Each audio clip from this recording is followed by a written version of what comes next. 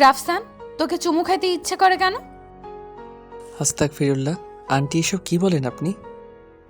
কি? আমি তোর আন্টি লাগি? হারামি, কাছে আয়। না, কাছে যাব না। আগের দিন তুমি আমার ঠোঁটে কামড় দিয়েছো। তো কি করব? তোর ঠোঁট মিষ্টি লাগে রে। তাই বলে এভাবে অত্যাচার করবে আমার উপরে? তোমার ঘরে কি কেউ নেই? তুই ছাড়া কেউ নেই। বেশি বকিস কেন? তোকে না কাছে ডেকেছে? এদিকে আয়, আগে তোর ঠোঁট খাবো, পরে সারা মুখে চুমু দিব। আপু, এমনটা আর করবেন না। এতটা অত্যাচার আমার মতো বাচ্চা ছেলে কিভাবে সহ্য করবে বলেন তো? তুই বাচ্চা? কি বলিস এটা? ঠিক সময়ে তোর মা আমার সাথে তোরে বিয়ে দিলে 10টা বাচ্চা থাকতো। হুম, বাচ্চাগুলো তুমি জোর করেই নিতে। আমাকে তুমি নির্যাতন করে করে মারতা। চুপ কর, তোর মুখে কিছু আটকায় না? আমি তো নির্লজ্জের মতো তোকে প্রপোজ করেছিলাম, আমি বেহায়ার মতো তোর গালে চুমু দিই। সাথে কামড়ও ফ্রি। সেদিন কামড়ে আমার গাল লাল করে দিয়েছো। দাঁত বসে গিয়েছিল জানতামই না। পরে বাসায় যখন ঢুকি আম্মার সামনে পড়েছি। আম্মা আমাকে জিজ্ঞাসা করছে গালে কি হয়েছে। কামড়ের দাগ কেন? ভয়ে লাফ দিয়ে উঠি। পরে তোমার ভাইয়ের বাচ্চা মেয়ের কথা বলি। কোলে নিয়েছিলাম বলে কামড় দিয়েছে, কিন্তু মা যদি জানে বাচ্চাটা সেই তুমি, কি হবে বলো তো? ওলে আমার বাবু তালে, আচ্ছা কাছে আসো, আজকে আদর করব, কোনো রকম কামড় দেব না। আসো জান, আসো। রাফসানের হাত ধরে জোরে একটা টান দেয় মেঘা। রাফসান সোজা মেঘার বুকে গিয়ে পড়ে। মেঘা জড়িয়ে ধরে রাফসানকে। রাফসানের শার্টের উপরের দুটো বোতাম খুলে দেয়। রাফসানের থেকে মেঘা হাইটে ছোট, বুক সমান মেঘা, তাই খুব সহজেই বুকের সাথে লেপটে গেল মেঘা। মেঘা রাফসানের শার্টের বোতামগুলো খুলে বুকে চুমু দেয়। রাফসান মেঘাকে শক্ত করে জড়িয়ে ধরে। মেঘা দুষ্টুমি করে রাফসানের বুকে একটা কামড় দিল। রাফসান আহ বলে চিৎকার দেয়। মেঘা রাফসানকে ছেড়ে দিয়ে দূরে দাঁড়িয়ে মুচকি হাসতে থাকে। এটা কি হলো? তুমি আবার আমাকে কামড় দিলা? উফ, জোরে কামড় দিয়েছো, ব্যথা লাগছে। আর আসবই না তোমার কাছে। চুপ কর তো। আমার ইচ্ছে, তোকে কামড়াবো নাকি পিটাবো, আমি তোকে খাবো, বুঝেছিস? রাক্ষস নাকি তুমি? এভাবে কেউ কামড় দেয়? বললাম না আমার ইচ্ছে, আমি যা খুশি করব, তাতে তোর কি? জোর করে করবা নাকি তুমি? যাও, তোমার সাথে ব্রেকআপ। কোনো কথা বলবা না, যাও ভাগো। ওই কি বললি? ব্রেকআপ মানে? তোর এত সাহস কে দিয়েছে আমার সাথে ব্রেকআপ করার? তোকে যে কি করব আমি! এমনিতে সবসময় সুযোগ পেলে আমার উপর অমানসিক অত্যাচার করো। করব তা তোর কি? দেখ রাফসান, আমি তোকে অনেক ভালোবাসি। তুই আমার থেকে 2 বছরের ছোট হলেও তোকে আমি ভালোবাসি। তুই কেন আমার সাথে এমন করিস? একদম ঠিক। আমি তোমার থেকে 2 বছরের ছোট, তোমাকে অনেক ভালোবাসি। কিন্তু তুমি কি করো? আমার উপর যে তুমি অমানসিক নির্যাতন করো, যা পাকিস্তানি হানাদার বাহিনীও এ দেশের উপর এমন অত্যাচার করেনি। আমি তোর উপর যা করি এটাকে রোমান্টিক অত্যাচার বলে। লাগবে না তোমার এমন রোমান্টিক অত্যাচার। থাকো তুমি, সরো। রাফসান কথাটা বলে চলে আসে। রাফসান আর মেঘা একই বিল্ডিং ভাড়া থাকে। দুজনে ছোট থেকেই এখানে বড় হয়েছে। রাফসানের থাকে 4 তলায় আর মেঘারা থাকে 5 তলায়। দুজনের পারিবারিক সম্পর্ক অনেক ভালো, সেই সুবাদে দুজনের মেলামেশা অনেক বেশি। রাফসানকে মেঘা অনেক ভালোবাসে, রাফসানও ভালোবাসে, কিন্তু দিন দিন মেঘার অত্যাচার বেড়ে চলেছে। রাফসানের উপর অত্যাচার করে সর্বদা, যদিও এটা রোমান্টিক অত্যাচার। তারপরও রাফসান এগুলোতে বিরক্ত। পরের দিন সকালে বৃষ্টি পড়ছে। রাফসান ঘুমোচ্ছে বেশ আরাম করে। হঠাৎ রাফসান অনুভব করে ওর চাদরের ভিতরে কে যেন এসে তার বুকে মাথা রেখে শুয়ে আছে, আর খালি বুকে সেই ব্যক্তি চিপ দিয়ে স্পর্শ করছে। রাফসানের ঘুম ভাঙে, বুঝে যায় ওর চাদরের ভিতরে কে এসেছে, কারণ মেঘা ছাড়া কেউ এত সকালে ওর রুমে আসবে না। মেঘার হাত রাফসানের সারা গায়ে ঘুরে বেড়াচ্ছে। রাফসান লাফ দিয়ে উঠল। মেঘা আপু, তুমি এখানে? আম্মু দেখলে লাথি মেরে গাড়ি থেকে বের করে দেবে। এখনই তুমি আমার রুম থেকে যাও।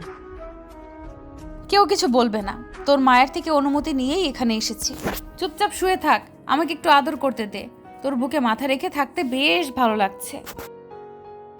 আবার শুরু করছো? এখন যদি আম্মু এসে যায় কি হবে? আমি আর ঘুমাবো না, উঠবো। তাহলে চল বাইরে যাব। এই বৃষ্টির মধ্যে বাহিরে কেন যাব? তুমি কি পাগল হয়ে গিয়েছো? হ্যাঁ, বাইরে যাব। এক ছাতার নিচে দুজন হাঁটবো। চল এক্ষুনি। না, ভিজবো না, আমার জ্বর আসবে। তোর মাকে বলবো তুই আমার সাথে আকাম করছিস। আমাকে প্রপোজ করে এখন তুই কি সব করতে চাস? যাবি কিনা বল। না না, আম্মুকে বলো না কিছু, চলো যাই। এরপর ওরা দুজনে বের হয়। একটা ছাতা নেয় মেঘা। রাফসানকে এক হাত দিয়ে জড়িয়ে ধরে মাঝে মধ্যে মেঘা রাফসানের কাঁধে মাথা রাখছে। খুব ধীর গতিতে হেঁটে যাচ্ছে দুজন। রাফসান সাদা টি শার্টের সাথে কালো প্যান্ট পরেছে আর মেঘা পরেছে সাদা রঙের ড্রেস। দুজনে পাড়াতে বেস্ট কাপল নামে পরিচিত। বৃষ্টি হচ্ছে, এক ছাতার নিচে দুজন মানুষ হেঁটে যাচ্ছে। মেঘা রাফসানের কাঁধে মাথা রেখে চোখ বন্ধ করলো। এত সকালে আমাকে ঘুম থেকে টেনে না আনলেও পারতে আপু। তুই দিন দিন আনরোমান্টিক হয়ে যাচ্ছিস। আনরোমান্টিকই ভালো, কষ্ট কম পেতে হয়। তোমার জন্য এখন বৃষ্টির ভিতরে এসে ভিজে যাচ্ছি, ভালো লাগে না। দিন দিন তোমার অত্যাচার বেড়েই চলেছে। তোর কি বিরক্ত লাগে এইসবে? লাগে। চুপ থাক, বিরক্ত হলে আরো করব। বেশি বকিস তোরা। ছাতা আমার হাতে দে। নাও তোমার ছাতা। খেলার মাঠের দিকে চল। সেখানে গেলেই বুঝবি। দুজন আসে সেখানে। খেলার মাঠে আসতেই একটু জোরে হাওয়া আসতে শুরু করে। মেঘা তার হাত থেকে ছাতাটা ফেলে দেয়। ছাতাটা উড়ে চলে যায় অনেক দূরে। রাফসান রেগে বলে, আপু এটা কি করলা? ভিজে যাবো তো এবার পুরোটা। ভেজার জন্য তো এসেছি, দুজনেই ভিজবো এখন। তুমি যে কি করো, এই সকালে ঠান্ডা বৃষ্টিতে তুমি ভিজতে নিয়ে আসলে। ভালোবাসায় যদি একটু পাগলামি না থাকে সেটা জমে নাকি? আয় আমার সাথে। আর আমাকে আপু বলিস কেন? তুমি আমাকে তুই করে বলো কেন? সেজন্য আপু বলি। আচ্ছা, আজ থেকে তুমি করে বলবো। এখন আমাকে জড়িয়ে ধরো। এখানে এই ফাঁকা জায়গাতে? হ্যাঁ, এইখানেই জড়িয়ে ধরো বলছি। কেউ যদি দেখে ফেলে? এখানে না। জড়িয়ে ধর হারামি, এখনই ধর। রাফসান এগিয়ে আসে মেঘার দিকে। মেঘাকে জড়িয়ে ধরে সে। মেঘা ওর বুকে মাথা রাখে। ঝমঝমিয়ে বৃষ্টি শুরু হয়েছে। দুজন মানুষ খোলা আকাশের নিচে দাঁড়িয়ে আছে, একে অপরকে শক্ত করে জড়িয়ে ধরে আছে। কিছু সময় এভাবে থাকার পর মেঘা ছেড়ে দেয় রাফসানকে। মেঘা একটু পিছিয়ে আসে, তারপর নিচু হয়ে কাদা তুলে রাফসানের দিকে ছুঁড়ে মারে। কাদা গিয়ে সোজা লাগে রাফসানের বুকে। রাফসান রেগে বলে, তুমি আমার গায়ে কাদা ছুড়লে তোমাকে যে কি করব। তুমি আমাকে কিছু করতে পারবা না সোনা। আমাকে ধরে দেখাও তো। তোমাকে ধরতে সময় লাগে নাকি? এক ঝাঁপ দেব, ধরা পড়বা। চিকনাদের সাথে আমি রেস খেলি না। তাই নাকি? হারার ভয় ধরছো না? নাও আরো তাহলে কাদা খাও। মেঘা আবার রাফসানের দিকে কাদা ছোড়ে। রাফসান এবার আর দাঁড়িয়ে থাকে না। মেঘা দৌড়ানো শুরু করে। রাফসানও দৌড়চ্ছে। মেঘা চিৎকার করে রাফসানকে খ্যাপাতে থাকে। কিছু সময় পর মেঘা হাঁপিয়ে যায়। রাফসান প্রায় ধরে ফেলবে এমন সময় রাফসানের পা পিছলে যায়। রাফসান ধপ করে ঘাসের উপর পড়ে যায়। মেঘা হো হো করে হাসতে শুরু করে। রাফসান কাদা ময়লা পানিতে যেন সাঁতার কাটে। এটা দেখে মেঘা আরও আসতে থাকে। রাফসান কোনো রকমে উঠে দাঁড়ায়। মেঘা আবার দৌড়ানো শুরু করে। রাফসানও দৌড়বে এমন সময় দেখে একটা মেয়ে ছাতা হাতে এগিয়ে আসে। রাফসান মেয়েটাকে চেনে। মেয়েটার নাম সিনথিয়া। রাফসান সিনথিয়ার কাছে যায়। সিনথিয়া, তুমি এখানে? আসলাম একা একা বৃষ্টিতে ভিজতে। কেউ তো আর নেই। কি বলো? কেউ নেই মানে কি? তুমি আমাকে বলতা। আমার জন্য কি তোমার সময় আছে নাকি? আরে কেন নেই, আসো ভিজি। দাঁড়াও, তোমার চোখের উপরে কাদা, এখনই চোখে যাবে, মুছে দিই। সিনথিয়া তার ওড়না দিয়ে রাফসানের চোখের উপর থেকে কাদা মুছতে থাকে। পিছনে মেঘা এসে দাঁড়িয়েছে। সিনথিয়াকে রাফসানের কাদা মুছতে দেখে নেয়। সিনথিয়া বলে, রাফসান, তুমি তো এখন অনেক ব্যস্ত থাকো, কল দিলে ধরো না। আগে আমরা কত সময় কাটাতাম। আজকাল আমাকে ভুলেও গেলা। আরে না, তুমি ডাকলে আমি হাজির তো। আচ্ছা সরি, চলো ভিজি। আচ্ছা চলো। রাফসান সিনথিয়ার হাত ধরে, ঘুরতেই দেখে পিছনে মেঘা দাঁড়ানো। সিনথিয়াকে দেখিয়ে বলে, এটা মেঘা আপু, চিনবা না তুমি? মেঘা আপু, এ হলো সিনথিয়া, আমার বেস্ট ফ্রেন্ড। আসো ভিজি একসাথে। না, বাসায় যাব। তোরা ভেজ, আমি আর ভিজবো না। ঠিক আছে যাও তাহলে, আমি পরে আসবো। সিনথি, চলো ভিজি। রাফসান সিনথিয়াকে নিয়ে ভিজতে চলে যায়। মেঘা ওদের দিকে কিছু সময় তাকিয়ে থেকে চলে আসে মাঠ থেকে। মেঘার চোখে পানি, সারা রাস্তা সে কাঁদতে কাঁদতে এসেছে। বাড়িতে এসে সোজা ওয়াশরুমে গিয়ে ঝর্ণা ছেড়ে দিয়ে বসে তার নিচে, মাথা নিচু করে কাঁদতে থাকে। রাফসানকে এত ভালোবাসার পরেও সে তাকে ছাড়া অন্য কারোর জন্য মেঘাকে পাত্তাই দিল না। 1 ঘন্টা পর ওয়াশরুম থেকে বের হয় মেঘা। সারাদিন ব্যালকনিতে দাঁড়াই থাকে রাফসান কখন আসবে, কিন্তু রাফসান সারাদিন বাসায় আসেনি। বিকালের পর রাফসান ফিরল। মেঘা দৌড়ে 4 তলায় আসলো, রাফসানকে সিঁড়িতেই দাঁড় করায়। সারাদিন কোথায় ছিলি তুই? সিনথিয়ার সাথে। কেন থাকবি তুই? সিনথিয়া তোর কি হয়, ভালোবাসিস তাকে নাকি সে তোকে ভালোবাসে? কি কি চলে তোদের ভেতর? তোর কয়টা লাগে? আমি ছাড়া তোর হয় না নাকি? আমাকে বলতি, আরো ম্যানেজ করে দিতাম। এইভাবে কেন গেমস খেললি আমার সাথে?